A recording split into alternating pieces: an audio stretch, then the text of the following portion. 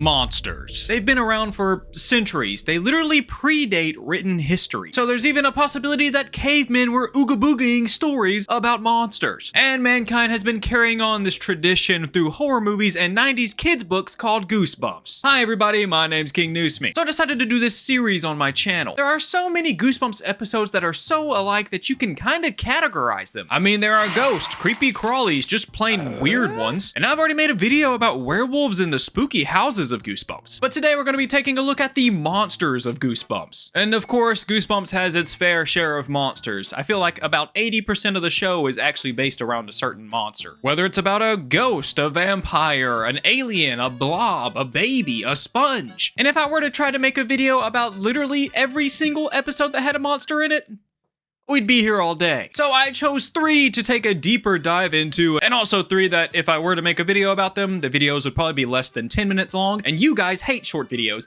and make me do these long ones. And those 3 are The Girl Who Cried Monster, You Can't Scare Me, and How to Kill a Monster. And I know in the poll I said I was gonna lump in The Masked Mutant into this episode, but after watching it, I really think that one deserves its own video. And of course, I want to give an honorable mention to the episodes that were in the running to be in this video. Of course, both Monster Bloods almost made it into this video, but I decided it would be best if they had their own video as well as Stay Out of the Basement, both of which are in the new Goosebumps show. One Day at Horrorland, the horrors are just too cool, too good, they deserve their own video. As well as Teacher's Pet and Revenge of the Lawn Gnomes, but I'll probably put those 2 in the weird Goosebumps episodes video. And of course I would have put Calling All Creeps, but I already made a video about that. Anyways, let's quit yapping and get into the video.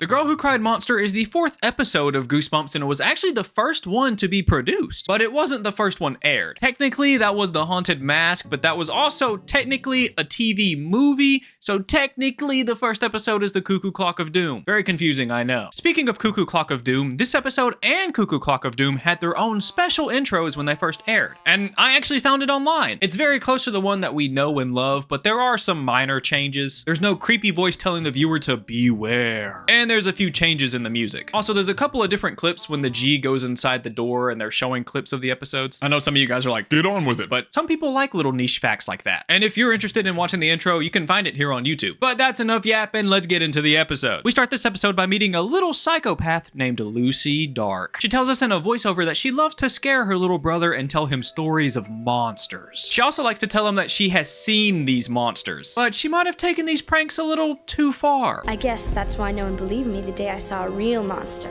Then we get to witness her tell her little brother one of these stories when she tells him the story about the infamous razor-toothed toe biter. It's a monster that eats toes, which is also in its name, so I'm sure you figured that out. And this scares her little brother Randy because he has his little piggies out. Sadly for Randy, the toe biter can camouflage itself like the predator. And Lucy proves this by sticking her bare foot inside the flower bed and...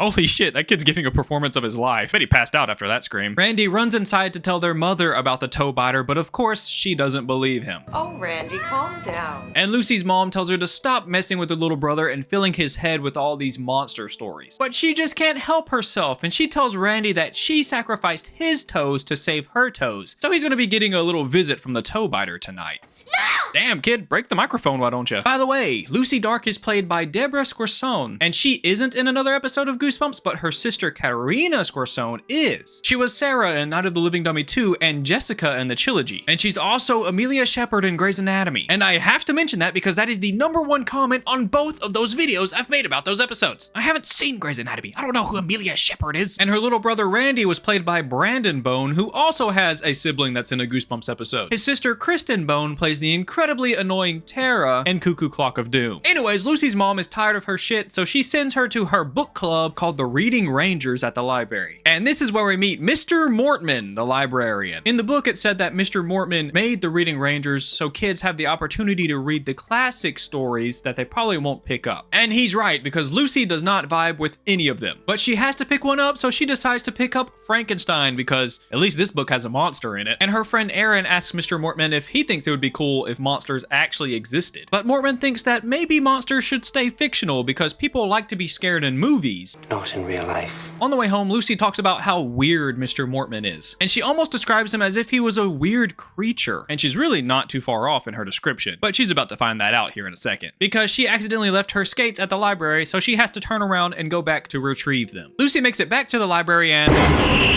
Jesus Christ, why did you do that? Anyway, she makes it back to the library where she can hear Mr. Mortman talking to his pet tarantulas and feeding them crickets. That is until Mr. Mortman decides to have a snack of his own. And because he decided to partake in the delicacy that is the crickets, his true form comes out. His eyes pop out of his head and his teeth turn into sharp fangs. And he laughs maniacally as he munches down on his favorite snack. And before we move on, I want to mention that Mr. Mortman actually had pet turtles that munched on flies rather than tarantulas that ate crickets. Just the difference. Also, Mr. Mortman's played by Eugene Lipinski, and he also voiced Rocky in Night of the Living Dummy 3. He was also Visser 3 in the Animorphs TV show, which I thought was cool. Lucy runs home and tries to tell her family about Mr. Mortman, but she's told so many stories about monsters that they just don't believe her. I don't think they'd believe her anyways, but still. All they're worried about right now is the size of their meatballs. I happen to like big meatballs. Hey, yo! The fact that nobody's believing her about this really irritates Lucy, so she runs upstairs and calls her friend Erin, who also doesn't believe her. And he tells her, You're totally obsessed. Ooh, big word. that's not that big of a word. And he's not wrong either. So Lucy decides she's gonna prove everyone wrong by capturing a picture of the monster. So the next day she brings Frankenstein back to Mr. Mortman where he asks her if she felt like the monster was sympathetic in this book. But she turns that around and asks Mr. Mortman if he believes in monsters. And he has a strange answer. Perhaps we all have a little monster in us. Yeah, especially you. Lucy then pretends to leave the library in hopes to catch Mr. Mortman in his monster form. And luckily for her, she captures exactly that. But this time he's not eating crickets. He's eating one of his pet tarantulas. Poor guy. And as he's munching on the spider, Lucy sneakily... You left the flash on? Amateur move, man. This obviously alerts Mr. Mortman, and he knows exactly who it is. Keep running, little one. I love fast food. She tries her best to escape, but she gets cornered in the library. And Mr. Mortman tells her how the sight of her makes him so hungry, as he laughs creepily in her face. Luckily for her, Mr. Mortman hasn't done any reflex exercises lately, and she just escapes straight through his legs. And she runs in the street and all the way home. I can't imagine anybody having such poor reflexes that somebody can crawl through their legs and they don't just close their knees. Doing it right now, but I'm a legless being to you guys. Doing like a little Phineas and Ferb dance. Wow, wow, wow, wow. This looks so funny. Oh my God. I need to stop. And when she gets home, she immediately calls her friend Aaron and tells him what happened. And this is when he reminds her that her library card has her address on it. And Mr. Mortman has access to every library card. So she should probably skedaddle. And on her way to escape, she runs into Mr. Mortman. Good evening, Lucy. But he's not there to like murder her or anything. She just left her bag at the library and he was kindly returning it. How nice of him. I look forward to our next little chat. Maybe he does want to eat her, actually. And when her parents get home, she tells them about Mr. Mortman, and she also tells them that she needs to get some photos developed. You see, kids, back in 1995, which was 30 years ago, make them feel bad about it, you had to take your pictures, which had film in it, to get developed. Wow, how wacky were they back then? You can still get this done today, but it's just not as common. Okay, back to you, King. Her parents do push back a little bit, but they give in and they go take her to get the pictures developed. Where she runs into Mr. Mortman again. Okay, maybe she should start thinking about a restraining order or something. And in a fun little twist, her parents thank Mr. Mortman for bringing her backpack back, and they invite him over for dinner, which he so kindly accepts and eerily says, It's been so long since I've had a home-cooked meal.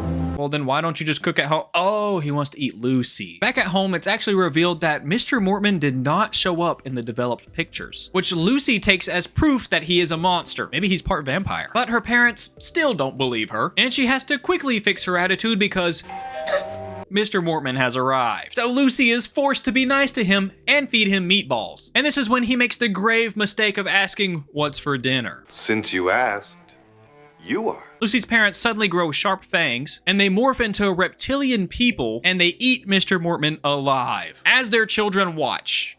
and are okay with it. What a strange family. Apparently, the kids knew the whole time that they were monsters, and their parents had to eat Mr. Mortman because there is only one monster family allowed in each city, and they fear that if the information of them being monsters gets out to the rest of the city, they'll be kicked out. And a new monster hasn't moved into the city in so long that they simply just didn't believe Lucy. We also learned that Lucy and Randy will be monsters too one day, but sadly for them, it does look like another monster has found its way into town, and they know what they have to do. Hey, what's up? Oh, it was just Aaron. Thank God they didn't eat him. That'd have been sad. He's only there for dessert anyways. Hey, what is for dessert? You like cherry pie? Oh God, he had me sweating for a second there. And that's the end of the episode. One of the creepiest episodes of Goosebumps for sure. I remember this one specifically terrifying me as a child. It had one of the craziest and creepiest monster designs of any show I had seen as a child. Like, it is absolutely insane how much work they put into this. I love Goosebumps, but I sometimes fear that their monster designs can be lackluster. Now, at the end of the episode, the parents' reptilian form doesn't look nearly as cool as Mr. Mortman's form. Although there is a Goosebumps game that give them a new form, and it actually looks a lot cooler. And I really wanted to find some behind the scenes information about the Mr. Mortman form, because it looks very complicated. I mean, the head inflates and the eyes move on its own, but sadly, I couldn't find any information online. I imagine they just put a helmet on him that made the head inflate and they could move the eyes with some robotics. It's just kind of sad they didn't film much behind the scenes for this show. But the episode itself is great, of course. I think all of season 1 is just solid completely all the way through. And they do a really good job with the tension building in this episode especially. It's so good that a cat jump scare literally got me. I'm not joking, that's why I put it in the script. And the episode does a pretty good job about following the book. Of course, there is a few cut characters and a few cut scenes. Like, there's a whole scene where Lucy and Aaron follow Mr. Mortman around town for a little bit. Also, Aaron plays a bigger role in convincing Lucy's parents about the monster. But that's enough about this classic episode. Let's move on to our favorite muddy monsters. You Can't Scare Me is the 7th episode of the 2nd season and is one of the most iconic book covers in all of Goosebumps. And it's also an episode that I'll be talking about now. Not much information about this. We start this episode in the 1950s, I think, in a swampy, wooded area. We watch as a little girl named Leah and her grandpa explore the swamp. And the little girl Leah throws her ball in the lake. Nice going. And this little girl, Leah, is played by a young Leah Renee. She was actually in an episode of My Babysitter's a Vampire where she was an evil cheerleader. She also played a reoccurring character in the show Growing Up Creepy. Anyone remember that show? That was a pretty fire show. Anyways, Leah's grandpa reaches into the lake to grab her lost ball, but things don't go so well. He gets pulled into the lake by a terrifying mud monster, and Leah is next. Luckily, that was just a story being told by Courtney, because she did a report on a local legend of the mud monsters of Muddy Creek. But this report has spooked a couple of the kids, so the teacher tells the kids that the report she just made is just a story about a local legend and it's not actually real. And Courtney continues this by telling everybody that each town has its own legends and monsters, as we meet our main characters Eddie and Hat. I bet you can't guess which one Hat is. Eddie is played by Keel Campbell, and he was actually in the episode The Haunted House Game as Noah. And Hat is played by Dylan Poventure, and he was actually in the episode The House of No Return. So both of them were actually in the previous Goosebumps mashup video I made. Oh, and Dylan was also in the episode The Tale of Badge in Are You Afraid of the Dark? God, I hate that creepy guy. And while we're at it, Courtney is played by Charlotte Sullivan, and she was also in an episode of Are You Afraid of the Dark? The Tale of the Hunted. The Tale of the Haunted what? That definitely says hunted? I cannot read. Anyways, we learned that Eddie and Hat hate Courtney because she's just so perfect and not scared of anything. Courtney and their teacher, Miss Prince, talk about the importance of monsters. Courtney says that people feel the need to make up monsters so that the real world doesn't seem as scary as it is in their dreams. She even talks about how some scientists really believe that Bigfoot and the Loch Ness Monster are real because blah, blah, blah, blah. She really does talk a lot. A whole lot. While Courtney is yapping, the boys steal her bag and sneakily put a snake inside her lunchbox. That's diabolical, dude. And later at lunch, the boys watch as Courtney kisses up to another teacher, Mr. Finley, who is played by Martin Roach, who has a pretty successful voice acting career. He was also in the Goosebumps episode Don't Go to Sleep as one of the men in black. And fun and kind of random fact about my channel, I have been recommended every episode of Goosebumps except for Don't Go to Sleep, which makes me want to do it more. He's also been in Creeped Out. He was the dad in the episode Only Child. What a weird episode. And he voiced the Falcon in Avengers United They Stand. It was also in the anime Slam Dunk, which is so sick to me. Sorry, I had to nerd out for a second. I did not expect that guy to be in so much stuff. Anyways, Courtney offers Mr. Finley his lunch because he accidentally left his at home. He turns her down at first, but after she insists and tells him that her mom always packs way too much food, so she'll definitely have enough to share, he agrees and sits down to eat with her. Eddie kind of panics for a second because, you know, there's a snake in the lunchbox, but Hat tells him to chill out because it's probably going to be even funnier because he's gonna think Courtney set up a prank for him. But luckily for them, Mr. Finley officially decides no, he's not gonna eat her lunch. But it's smoked salmon with cream cheese. Smoked salmon? God dang it. I don't blame him though, I wouldn't have turned that down either. Sadly, he isn't met with a delicious cut of fish, but a rubber snake. I mean, a totally real and actual corn snake. That totally looked like the rubber snake they just used the shot before. Sadly for Hat and Eddie, Courtney actually likes snakes, and she becomes friends with the little guy pretty quickly, but this just pisses the guys off even more. So they come up with a new plan to scare her. They sneak into the biology lab and they take one of the tarantulas out of its enclosure. Hey, I wonder if they saved this little guy from Mr. Mortman. And as they grab the little dude out of his enclosure, Courtney and the biology teacher bust into the room. So they quickly book it into a nearby closet. Courtney, being the perfect person that she is looking for some extra credit, even though she already has an A+ in this class. So she once again is just being a kiss ass. And while the two boys are hiding in the closet trying to stay quiet, the tarantula escaped the enclosure and starts crawling up Eddie, which freaks him out so much that he actually calls out for help. Help! And he gets help from the one person that he hates. And once again, Courtney isn't actually scared of the spider, rather she thinks that they are misunderstood creatures and she loves them. Well, that's twice they haven't scared this girl. Are they ever going to scare this girl? Before we move on, the biology teacher is played by Lucy Peacock and she was Miss Brewer in Stay Out of the Basement. The next day at school, we see that Courtney's report was so good that it made it into the local newspaper, which of course just pisses the boys off even more. But Courtney lets it slip that before she actually wrote the report, she was pretty scared of the mud monster. And this gives the boys an idea. They challenge Courtney to meet them at Muddy Creek. That is, if she isn't too scared. I'll be there. I promise.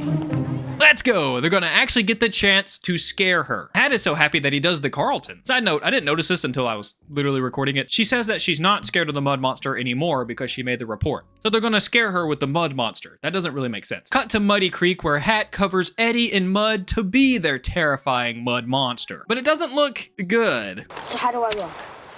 Like someone covered with mud. And with Eddie ready to go, they go over the plan. Hat will guide Courtney all the way to the spot. And when they get there, Eddie's going to bust out, tell her that he's going to turn her into a mud monster, and scare her socks off. So Eddie waits patiently in the spot as Hat walks around searching for Courtney. But he can't seem to find her anywhere. And while he's running around, Hat finds a tree covered in mud. He assumes it's Eddie that's just ditched a plan, but little does he know, Eddie hasn't ditched a plan. In fact, he's trying to make himself look more like a muddy monster. But nonetheless, Hat still roams the woods, shouting for Courtney every chance he gets. And he has no luck finding her, but he does find someone else. Thinking it's his friend Eddie, he calls out to the person. Little does he know, it's not a person.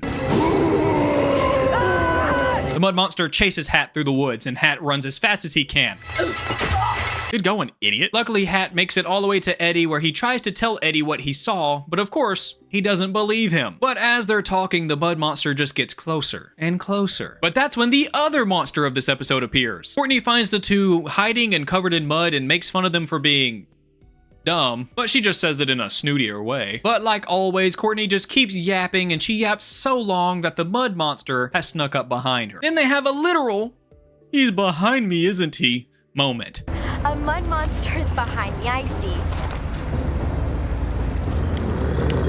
And that's when the mud monster grabs Courtney and eats her alive. Just kidding, Courtney goes all therapist on the mud monster and talks to him about his anger issues and how he can manage it. Side note, apparently they used McDonald's milkshakes to make this drip effect on the mud monster. Kind of a strange thing, but I guess it works. And Courtney talks for so long that you can actually see the man under the mud monster mask. But she, no joke, talks the mud monster to death. And then she gets credit for killing the monster. I guess she did kill the monster, actually. And she actually claims that she uses Eddie and Hat as bait to lure the mud monster out of the swamp. She has really Uno reversed this on those two. Luckily, it starts raining pretty heavily, so we don't have to hear her yap anymore. So the news crew and everybody else packs up and leaves as quickly as possible. And the boys get a chance to finally sit down in silence for a second. But do you know what rain makes? Mud. So the mud monster is revived by the rain, and he decides to give Hat and Eddie a little visit.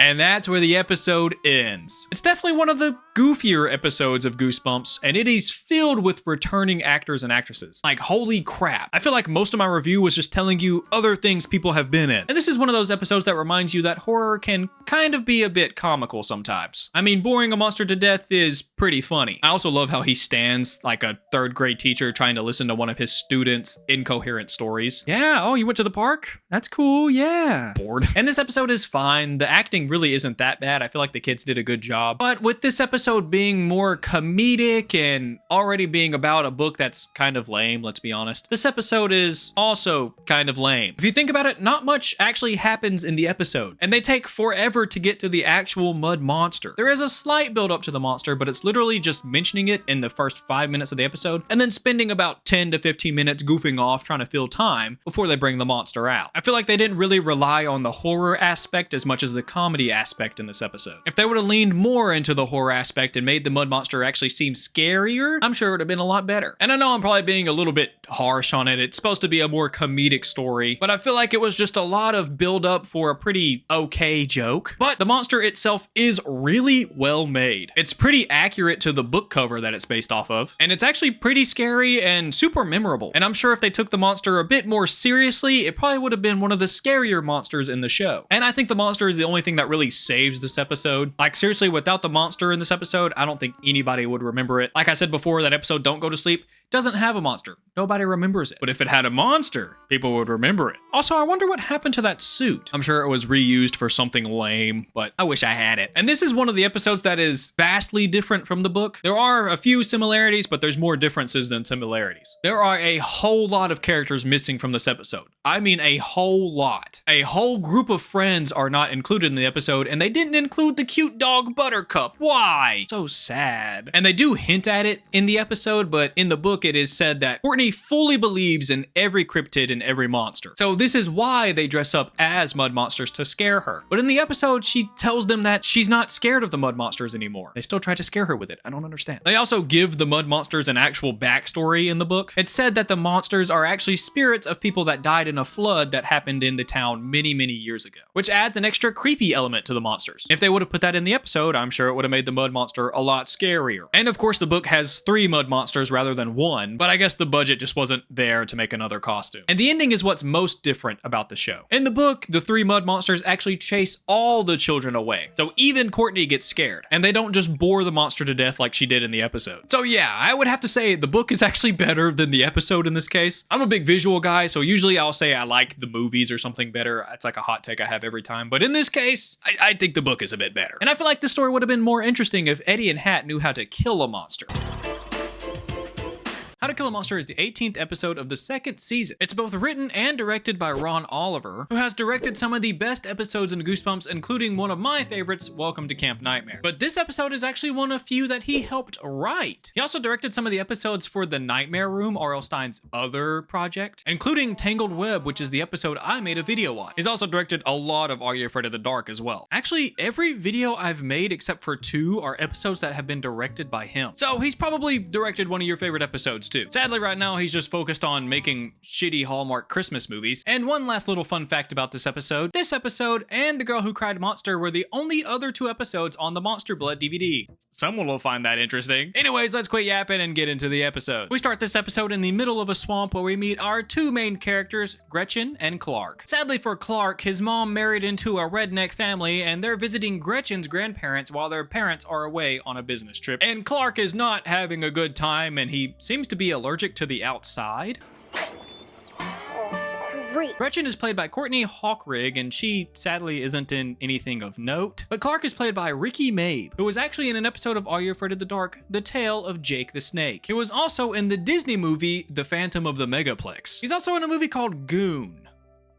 Hope that's not what I think it's about. Gretchen's grandparents forgot to pick the kids up from the airport, so the kids had to take a taxi that only took them so far, and now they have to take a trek through the swamp. Luckily, they know they're close because there's a sign for Gretchen's grandmother's gumbo stand. What's gumbo? What's gumbo? This kid's never heard about gumbo. After a short walk, they finally make it to their grandparents' house, and it's, worn, to say the least. And before the kids make it inside, they hear a very strange noise coming from the swamp. What was that? Probably just a frog. How big do the frogs get around here? No kidding, that sounded like a dinosaur. The spooky noises from the swamp scare Clark so bad that he just invites himself into the house. Little does he know the inside would scare him even more. I'm going back out to the swamp. No, seriously, they have more taxidermied animals in this place than a museum. As the kids search their creepy old house, they hear a noise coming from upstairs. Thinking it might be one of their grandparents, they go to open the door. Oh, there she is. Wait, then who's in this room? Grandma Rose takes the kids downstairs and gives Clark his first taste of gumbo. I think he likes it. Gretchen mentions that she does like the gumbo, but she's just never had chicken cooked this way. That's because it ain't chicken. It's gator. Ah, the wonderful Grandpa Eddie has arrived, and he gives the kids a warm welcome by shoving his finger in Clark's gumbo and pouring enough hot sauce in it to kill a baby alligator. Fun fact, both Helen Hughes and Peter Borski, who play Grandma Rose and Grandpa Eddie, are actually some of the oldest cast members in Goosebumps. After an actual welcome for Grandpa Eddie, we learn that he was distracted hunting all day, except for when he got to his hunting spot, he realized he forgot his bullets. Ironic, because he also forgot that he was supposed to pick the kids up from the airport today. Oh, did I know about that? Apparently not. It's okay though, because the kids made it there safe and they can start their fun weekend. That doesn't sound good. But Grandpa Eddie tells the kids that that noise is just some simple swamp gas. And then they have a laugh at Clark because he thought it was some kind of massive mutant frog. What an idiot. Which pisses him off, so he goes on a rant about how there could really be something inside that swamp. Some new animal that hasn't been discovered yet that's just hiding and waiting in the muck and mud. And it's hungry for human flesh. And that night, Gretchen is awakened by a loud roar coming from the swamp. Thinking it's just the swamp gas again, she gets up to get herself a glass of water. But she bumps into her grandparents outside the door. They're acting pretty strange and they're blocking her from getting inside this other room. They tell her that she doesn't really need to go in there, it's just an old storage closet with old storage things inside. Maybe tomorrow Clark and I can look around in there? No. Yeah, that's not suspicious at all. The next day, Gretchen is cleaning her room as somebody watches closely nearby. And when she opens the door, she sees... Oh, never mind, it's just Clark. He escapes Gretchen by going up this staircase that leads to nowhere. Wait, where did Clark actually go? There's no way he jumped down that. Also, why is this in the house? Are they trying to make the Winchester House 2.0 or something? I hope that's not too niche of a reference. As Gretchen continues her search for Clark, it leads her into the room her grandparents told her not to go into. So she hesitates as she goes inside the room, but while she's in there, she can't find Clark. But she does find... a horrifying dead monster. Terrified, she runs out of the room to find Clark in the hallway. She tells Clark that they need to hurry up and find their grandparents. No way! I'm not eating any more of that Gumby stuff. Gumby? Like the claymation dude? Ah, that doesn't matter right now. She tells Clark that he was right, that there actually is a monster inside the storage room. But of course, he doesn't believe her, so he decides to go in there and investigate himself, which isn't a good idea. Ah, it was just another prank. But wait. The monster is missing now, and their grandparents are leaving. They must have forgotten about them. Again. Now that the kids are alone, they start to panic and try to figure out what they need to do. Well, maybe they're not as alone as they think they are. Looks like the monster is very much alive and he's hungry for some preteens. The kids run as far and fast as they can from the monster until Gretchen comes up with a plan. They run up the stairs that has no end and they grab onto the rail at the very last second, making the monster fall to its death. I doubt that's why they have an unfinished staircase in their house, but hey, it worked. Since the monster is now dead, the two try to escape the house, but they find that it's been padlocked shut. They even check the back door and find that it is also locked. But they do find a note from their grandparents telling them that they'll be right back and to stay out of the storage room. A little late for that. A little late for that, don't you think? Hey, I was gonna say that. Why do I make YouTube videos if I can't say the obvious zingers? They deduce that maybe Grandpa Eddie killed the monster and brought it back there and then didn't tell the kids because they forgot? I don't know, they were pretty adamant that the kids don't go into the storage room. I doubt they forgot. And as the kids are talking in the kitchen, they get a small visit from our friend, the swamp monster. Hey, I wonder if he's friends with a werewolf. Luckily, the kids are able to lock the monster out, and this is when Gretchen comes up with yet another plan. They start grabbing every spicy ingredient they can find in the kitchen, and they toss them all inside of her grandma's gumbo and mix it in. And they finish it and hide just in time for the monster to break the door down. And since the monster can't seem to find the kids, it decides to have a little appetizer. He starts munching on the super spicy gumbo until the spice literally burns him from the inside out. Fun fact, in the story, it was actually a super spicy pie because Grandma Rose was a baker, not a gumbo maker. Now that the monster is definitely dead, hopefully, the kids try to find another way to get out of the house, this time through the cellar. Sadly, they don't find a way to escape, and since tensions are already so high, they start blaming each other for the monster attacks. But they need to stop arguing and pay attention because the monster is sneaking up behind them again. God dang it, bro. Is this thing invincible? This time the monster is angry and it charges at the kids. And sadly, Clark doesn't make it up to their safe spot in time, so his only other choice is to fight back. So he punches the monster inside of its mouth. That wasn't a good plan, bud. But the monster spits his arm out, freaks out for a little bit, and then falls dead. Wait. He might not actually be dead. Yeah, he looks pretty dead to me. The kids somehow find a way out of the house, and while they're walking through the swamp, they deduce that maybe the monster was just allergic to humans and didn't know about it. So it just fucking exploded? That's a strange allergic reaction. But since they're finally out of danger, the siblings finally make up. They also check the letter from their grandparents to see when they will be home. And on the back of the note, they actually warn the kids about the monster. And they tell them that they didn't tell the kids sooner because they were just too scared to let them know. Yeah, so padlocking the kids inside the house with the monster is a better way of letting them know. Great, I'll remember that whenever it happens to me and my grandkids. And the last bit of the note warns them to not go into the swamp after dark because there are monsters out there and they like coming out at night. And it looks like it might be a little too late for the kids. And that's the end of the episode. Yet another goofy ass Goosebumps episode. I do think this episode did balance the scary and goofy scenes pretty well though. Even though there are still silly characters in this episode, the two main characters are still spooked out about the house, which tells us as the viewer to not let our guard down, which is what I think You Can't Scare Me did wrong, because there was no real threat in the whole episode until the very end, and then they play that threat off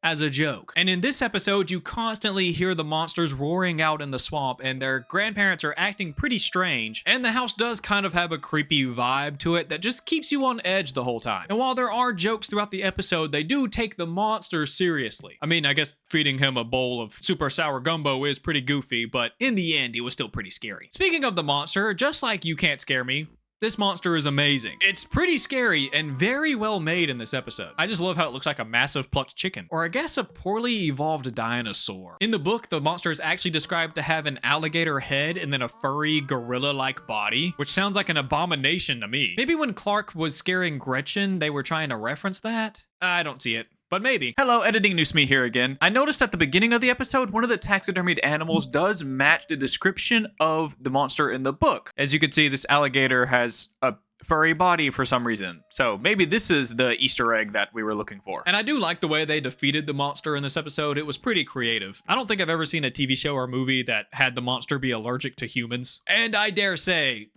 it's kind of funny.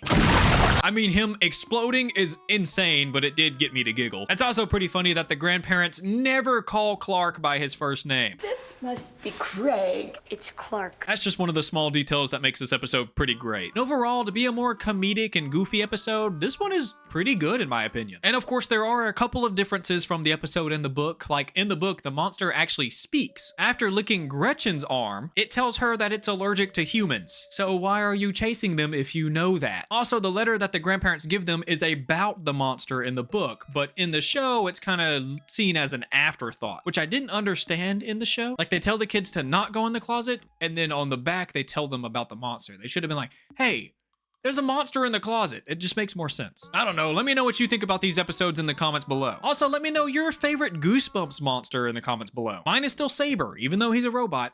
He has my heart. I have a Patreon and YouTube members. The $5 members get bonus content plus videos a day early, maybe some pictures of my cats, also a Discord server, and your name right here on screen. Like the video if you like the video. Thank you for watching the video all the way through. I appreciate you all, and peace.